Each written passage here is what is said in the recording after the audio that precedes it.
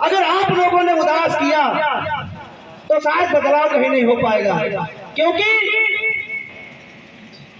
बासी जो है सोता हुआ कुंभकर्ण है। इसको आप मान लीजिए, बासी सोता हुआ कुंभकर्ण है। एक बल्ले में मार मार जगावट पड़ी, सुई चुभो चुभो के जगाना पड़ेगा। आज हमारी एक माँ आई राणा देवरिया से, शायद अभी पुलिस ने कोई कार्रवाई नहीं की। बच्चा दावत में बाई चांस चला गया और वहां से गायब हो गया, उसकी लाश मिली। अब यहाँ पे कितने हमारे नेताओं ने ये बात रखी, कितने हमारे संवैधानिक पद पे बैठने वाले लोग उस मुद्दे को आला अधिकारियों तक पहुंचाए, कितने लोग पहुंचाए। अगर राखन आर्मी संगठन बैठ के, भाई हम उस समय तत्काल मामले को संज्ञान मिले, एसएसपी डीएसपी को सबको टैग किया, मामला ऊपर तक गया, अभी तक क्या पता कार डिटेल न निकाली गई हो। तो मैं कहना चाहूंगा कि जो परिवार है, हमारे प्रदेश महासचिव जी बैठे हुए हैं, मैं अपनी कार्यकारिणी, जिला कार्यकारिणी टीम से यहाँ पे एडवांस में अवगत करा देना चाहता हूँ। इनका एक ज्ञापन बनाइए, प्रदेश महासचिव जी के लेटर पैड पे बनाइए, जिलाध्यक्ष जी के लेटर पैड पे बनाइए।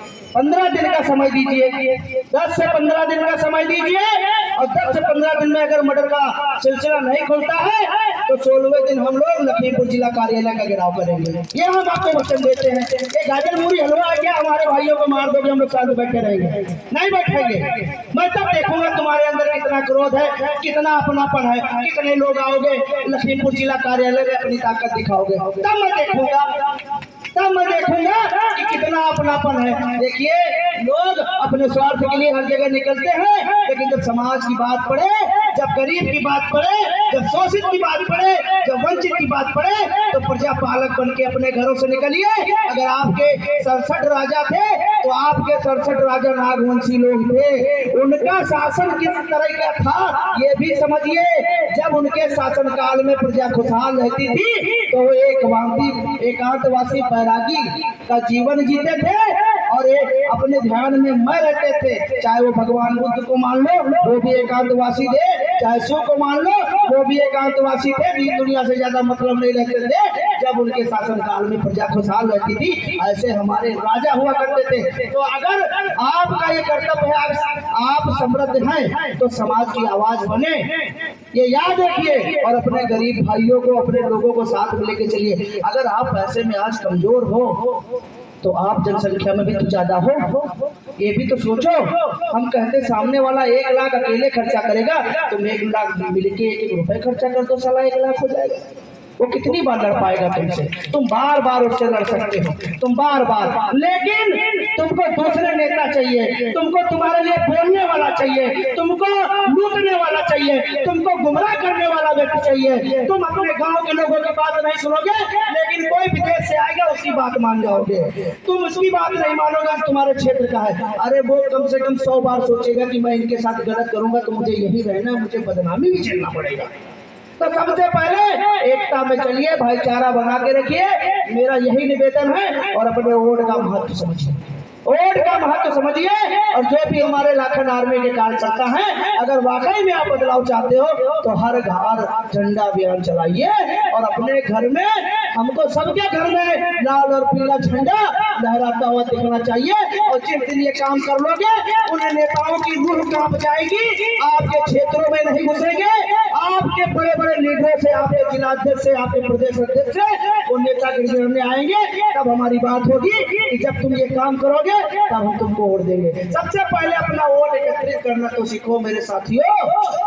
आप अपना वोट संगठित नहीं कर पा रहे हो, आप अपना वोट एकत्रित नहीं कर पा रहे हो, आप एकजुट नहीं हो पा रहे हो, आप अपनी ताकत नहीं दिखा पा रहे हो। आप इतने पासी हो, कभी 10-20 हजार पासियों ने कोई कार्यक्रम किया हो लखीमपुर जिला में? अगर किया हो तो बताओ, नेता तो बहुत है, कौन किया? किसी ने किया? किसी ने अपनी शक्ति प्रदर्शन दिखाई? संविधान में क्या है? इसकी इतनी संख्या भारी उसकी उतनी हिस्सेदारी। लेकिन तुमका बहुत संख्या दिखेबे न करो। तुमका अगर कोई पार्टी बैठक हो खाली 200 रुपया तय कर लिया जाए, तुम बस में चढ़ियो और वहाँ उतर ले आओ, फिर चढ़ियो नहीं उतर ले आओ। यह वास्तविकता है पासिंग के। अगर बदलाव नहीं होगा तो तुम विकास नहीं कर पाओगे। और मुझे पीड़ा होती है अपनी बहनों को देख के, मुझे पीड़ा होती है अपने भाइयों को देख के। मुझे ऐसा फील होता है कि जैसा मैं पहनूं वैसा मेरा भाई भी पहने, जैसा मेरी पत्नी पहने वैसे मेरी माँ भी पहने, मेरी बहन भी पहने। मैं ये चाहता हूँ। और अगर आप ये साकार होता देखना चाहते हो, आप आर्थिक मजबूत होना देखना चाहते हो, तो सबसे पहले इस अंगूठे का महत्व समझिए। देखिए, अगर बाबा साहब ने जो तुमको दिया है, भारतीय संविधान दिया है, हर धर्मों का सम्मान है, हर एक व्यक्ति एक समान है, तो आप कम से कम आपकी क्या जिम्मेदारी है वो भी तो समझो ना, वो भी तो देखो ना कि हमको क्या करना, हमारा दायित्व क्या है। देखिए, सत्य का रास्ता पीड़ादायक होता है, बबूल के कांटे उस पर बिछाए जाते हैं। क्योंकि कहावत नहीं है कि अगर आपको कामयाब बनना है तो पहले ईश्वर आपकी परीक्षा लेता है। परीक्षा का मतलब दुखों का पहाड़ आपके कंधों पे डाला जाता है। आप समझिए, अगर आज मेरा पूरे भारत में नाम है तो आप समझ लीजिए हमने कितना संघर्ष किया होगा, कितनी यातनाओं का सामना किया होगा। तो ऐसे थोड़ी नहीं आगे बढ़ जाते, ऐसे आप थोड़ी नहीं हमारा नाम जाने। आप समझो कि हमारे लोगों के खिलाफ आए दिन योजनाएं बनी रहती है, किस तरीके से इसको बैठ किया जाए, किस तरीके से। हमारा क्षेत्र, हमारी विधानसभा सामान्य सीट है, लेकिन लोगों की रूहें कांपती है मेरे नाम से। लोगों की रूहें कांपती है कि यार ये कहीं पर्चा न दाखिल कर दे हमारी सामान्य सीट से। और जिनको तुम कहते हो कि वो बहुत बड़े तोप हैं, वो हमारे नाम से कांपते हैं। ज्यादा बड़ी बात नहीं कहते, हमारे नाम से काटते हैं। आप अपने स्वाभिमान सम्मान के लिए चलिए और अपने परिवार के लिए चलिए।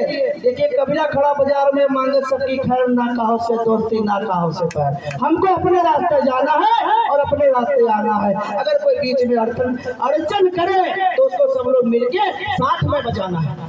कि अगर कोई बदतमीजी पे कर रहा है तो हम गांधी जी या मान, सीधी बात है। हम पहले सूचना थाने देवे, अगर थाना कुछ न करी तो हम लोग इलाज करना जाना था कि नहीं जाना था। अगर हमारी माँ जिस दिन लाठी उठा लेगी वो वीरांगना ऊजा देवी पासी बन जाएगी, और जो हमारा भाई लाठी उठा लेगा वो सोहेल देव लाखर और सातन का वंशज कहलाएगा। क्योंकि पासी बगैर लाठी नहीं पहचाना जाता। आप समझ लो, आज आप कुश्ती छोड़ दो, आप लठैती छोड़ दो, इसलिए आप पासी बचपे नहीं करो। आपका खाली समय मिले, बहुत सारे खेत पड़े हैं, कहीं भी एक जंगल बना लो, फ्री हो गया एक दिन अपने बच्चों को जिनको कुश्ती आती वो सिखाओ, मलयुद्ध सिखाओ, स्पोर्ट में जाएंगे, दौड़ में आगे बढ़ाइए। संघर्ष करोगे तभी तो आगे बढ़ोगे। कैसे आगे बढ़ोगे? भाई ने बताया कि हमारे पिताजी किसान थे, हमको पढ़ाया, हमको लिखाया, हमको आगे बढ़ाया। देखिए, बाहर निकलना सीखिए। अगर आप बाहर नहीं निकलोगे तब तक आप नहीं समझ पाओगे कि मैं क्या खो रहा हूँ और क्या पा रहा हूँ। अपने बच्चों को शिक्षित बनाइए और बाहर जरूर निकालिए। जो गांव में रहते हैं वही गंवार रहते हैं, उनको क्षेत्र में निकलने दीजिए। अगर सामाजिक संगठन है तो उनके साथ इधर उधर भेजिए, ताकि वो दुनिया देखे, वो समाज देखे और बच्चे को आत्मनिर्भर जरूर बनाए। क्योंकि बच्चा जब तक अपनी कमाई से कोई सामान नहीं खरीदते थे तब तक उसका वैल्यू नहीं पता चलता। इसलिए कम से कम उनका योग्य बताओ। और आज एक जागरूकता तो बहुत अच्छी हुई है कि हमारे महापुरुषों के नाम से हमारा युवा एकत्रित हो रहा है, जो आज तक नहीं एकत्रित हो पाया था। क्योंकि आपको बता दें, बाबा साहब के नाम पे और बहुजन के नाम पे केवल फांसियों को ठगा गया है और लूटा गया है, और फांसियों को गुमराह करके अपने 4 बार मुख्यमंत्री लोगों ने बनाए हैं। चाहे वो पीएसपी की सरकार हो, चाहे वो सपा की सरकार हो, कभी फांसियों को मौका नहीं दिया गया। 25,000 फांसी जब महाराजा बिजली पासी जी के किले पर आर.के. चौधरी को मुख्यमंत्री बनाने के नारे लगा दिए थे, तो मायावती जी ने लाल बत्ती देके बदमाश पीछे लगा देना और पार्टी निकाल देना। ये सत्य है, ये कड़वा है। और कहते हैं कि हम SC भाई, अरे घंटा भाई, काय के भाई। अगर हम भाई होते तो आप 4 बार मुख्यमंत्री बनी थी, 1 बार पासी समाज के व्यक्ति को किसी को मुख्यमंत्री बनाते, क्यों नहीं बनाया? ये हमारे भाई नहीं समझते हैं। आज देखिए राजनीति में होशियारी होना बहुत जरूरी है। आज देखिए गौतम समाज आपसे आगे निकल गया है। क्यों निकल गया? वो अपने वोट का अधिकार समझता है, वो अपने वोट का इस्तेमाल अच्छी जगह पे करता है, लेकिन तुमका अंगूठन का महत्व नहीं पता है। अंगूठा दबाने मतलब है आज मोदी जी राजा बने बैठे हैं, मोदी जी अपने मन की बात करते हैं, मोदी जी अपने मन से देश चला रहे हैं। कैसे चला रहे हैं? तुम लोग गलत जगह अंगूठा दबा तो चला रहे, कैसे चला रहे? आप बताओ आप लोग। और ज्यादातर उनको वोट कहाँ से मिलती है? जो ग्रामीण क्षेत्र है, ग्रामीण क्षेत्र है, शहरों में उनकी वोटें मिलती हैं। जो उनके संघ है, जो उनकी संस्थाएं हैं, उनके लोग शहरों में निवास कर रहे, वोट दे रहे हैं। तो हम तो कहते हैं आप किसी को वोट दो, हमको पार्टी की राजनीति नहीं करनी, हमको अपने लोगों को समझाना, अपने लोगों को बताना, उनके अधिकारों के लिए बोलना। अभी हम जी की पीड़ा, आप चाहे जी की पीड़ा दूर कर दो, लेकिन खाली एक चुनाव लड़ ले, उनका तुम्हारा औकात बता देंगे लोग। अगर ना बता दे तो मेरा नाम बता देना। ये मैंने देखा है, ये मैंने आजमाया है। तो मैं ये बताना चाहता हूँ कि जिसके साथ रहे अपने परिवार के साथ रहे, लेकिन जब तक संघर्ष नहीं करोगे तब तक आपके समाज का नाम नहीं होगा। एकत्रित रहिए, त्याग और बलिदान ये तो चला रहता है। आप देखिए बहुत सारे ऐसे संगठन हैं। आप हमारे जो भाई ने बताया भीम आर्मी और बहुत सारे संगठन बताया। देखिए कुछ लोगों की ये राजनीति है कि जितना दलित पिटी उतना हमारा वोट बैंक बढ़ी। तो वो वाली राजनीति के चक्कर में न पड़ो, क्योंकि हम अपने कोई भाई की हम मरवा नहीं सके थे, हम अपने कोई भाई के ऊपर नाजायज मुकदमा नहीं खवा सके थे। लेकिन जहाँ पे जायज होगा, जहाँ पे संवैधानिक हमारा अधिकार होगा, वहाँ हम लोग घुस के न्याय लेंगे, घुस के न्याय लेंगे। और जरूरत पड़ेगी मुकदमा साथ आपके खाएंगे, आपको अकेले थोड़ी नहीं खाने देंगे। तो ये चीजें के लिए देखो हम लगभग 5 साल से संगठन चला रहे, हमारा कोई भाई आज तक एक नाजायज मुकदमा नहीं खाया। क्यों? मैं धैर्यता के साथ अपने लोगों को कार्य करने के लिए बताता हूँ। और सबसे पहले मैं कूदता हूँ, अपने लोगों को नहीं कूदने देता हूँ।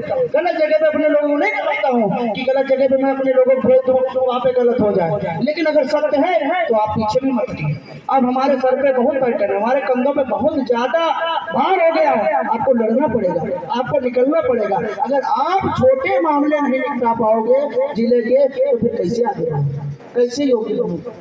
तो देखिए यहाँ पे जो भी है मैं कहना चाहता हूँ, हमारे रामजीवन भाई बैठे हुए हैं, पेशे से अधिवक्ता भी हैं।